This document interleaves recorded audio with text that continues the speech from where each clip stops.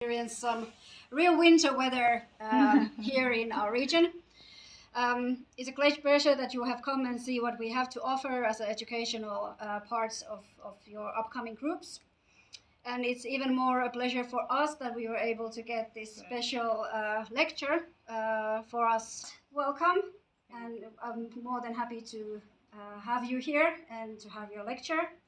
So we are going to hear a lecture about the importance of education for the children in slums in India by Dr. Manimala Roy. Thank you. Thank you.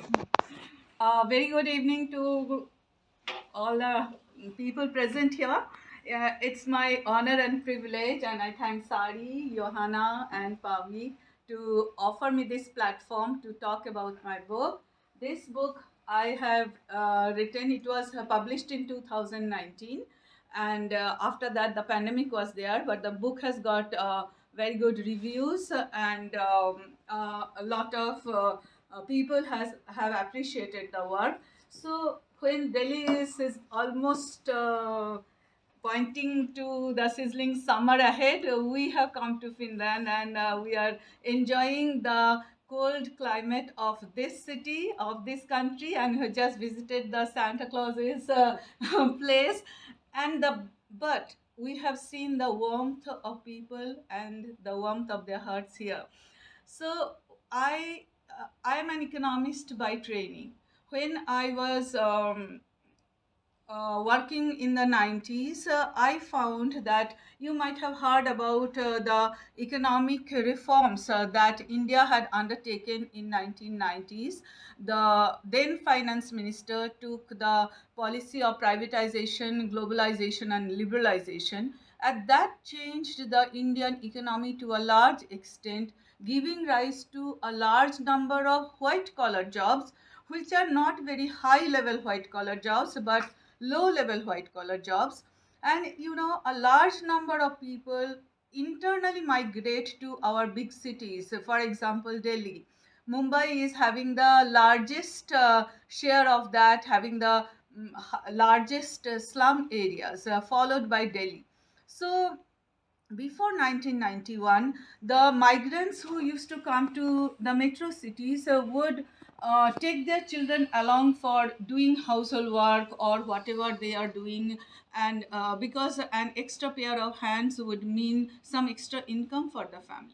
But after 1991, when privatization and liberalization came, the wages of daily wage earners also had gone up in the metro cities. So from other states, people who came to work there had higher level of wages, and they also realized the opportunity that had been created for them in the form of low level white collar jobs.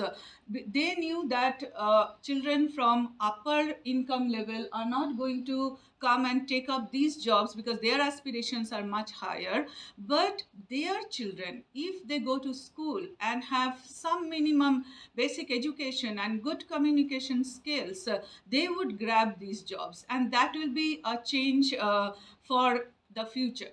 So they started sending their children to school, and strangely, in India, we have broadly two types of schools. So one run by the government and which is free for all the students, and the other run by private individuals and or private groups, but the students there will have to pay tuition fees and other fees for their education.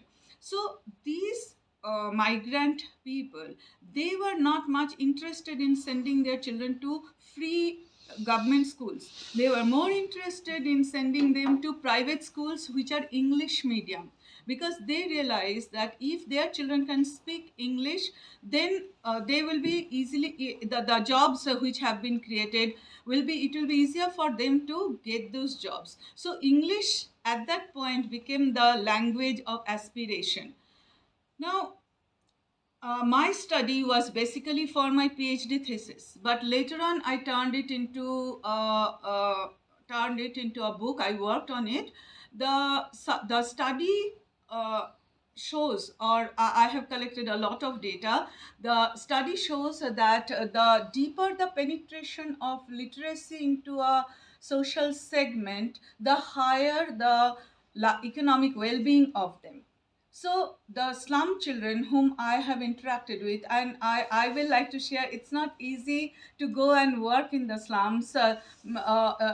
Even if we do not consider the stink, the dirt, the other obstacles in the slum areas, men started drinking since morning, but these people had kind of apprehension that why this woman is here, what she's going to do, has she come from political parties, or what is the motive behind her coming here and suddenly asking us so many questions.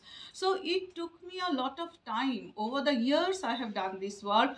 It took me a lot of time to win their confidence, to sit with them, take the cup of tea that they have offered, and gradually they started opening up. When they opened up, I got their stories, and they told me, the parents told me that what we did not get, we want our children to get that. And for that we can do anything. It was really, it was very humbling experience for me. They said we can sell the shack that we have. We, some of them work 2 times, 3 times, to provide for their tuition, but they don't want to send them to free government school because there the medium of instruction is mother tongue or local language.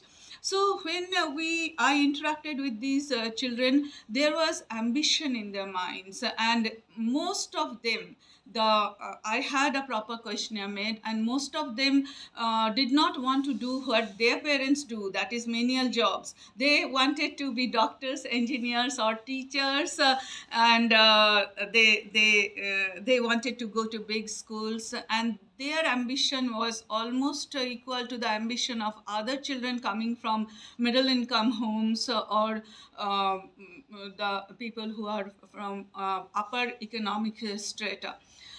But as the principal of such a private school where education is not free, and where children come from basically upper middle income group, I have observed a very disturbing phenomenon. We have taken a lot of children from these economically weaker sections.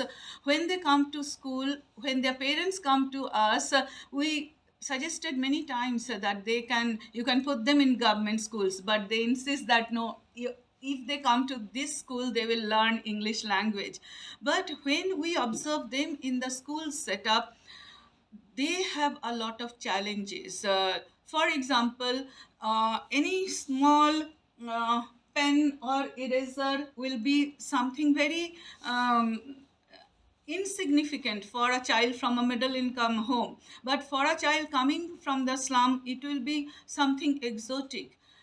Moreover, when they grow up a little, they are in the adolescent age group, they develop a dual life. I am witness to this dual life of these children. They all the time compare their situation with the situation of children coming from higher income groups, and they feel they have big cars, their parents go on holiday abroad, they have their parents have so many facilities for them, and we live in this uh, small shanty towns. We do not have anything. So sometimes this leads to bullying, stealing. So a lot of counseling we have been doing, but it's a major problem which is a major challenge to all. Although we have counselors, many schools, most of the schools rather have counselors, but these problems will require handling for a long time. Moreover, when I interacted with them, I have seen them, they want to be a lawyer, but they do not know how to become a lawyer. There is no one at home to help them because they are mostly first generation literates. So when they go back home, they do not have any idea how to reach that point which they aim at. But some of them I met there who have been studying in Delhi University, and they are doing their graduation, post-graduation. These children in the slums who have come up, they help the younger ones. So that is something very positive. So why I'm talking about my book in Finland, because this is the country, if we do not talk about Greenland or Luxembourg, Finland is the only country which has achieved 100% literacy. And India is a vastly populated country with a very wide disparity in the educational levels. If we even see state-wise, some states have reached almost 100% literacy, but there are some states where literacy level is very low. It came to my mind that you may not be knowing, you may not be having any idea how these economic disparities can impact the social situation, and how this slow process of rising aspiration in the slums, both for educational and employment opportunities, have started impacting the Indian economy. So in my book, this is a book, this is a girl really with whom I have interacted in the slum. So in this book, I have collected a lot of data, and all my whatever I have said are data based. The data I have analyzed myself, and this book has been very well accepted in the community of educationists as well as economists. So I will leave a few books here, and I will expect you to read my book and see how India is doing and how India is changing. And being the country with 100% literacy, you also may have interest in the countries which are lagging behind, because the 21st century and the fourth industrial revolution says when the developed countries will have to bring up the developing countries, because if we do not go together, nobody will benefit, and when we go together, everybody will benefit. So thank you a lot for giving me this space, and I wish you all the very best. Happy weekend for all of you. Thank you very much.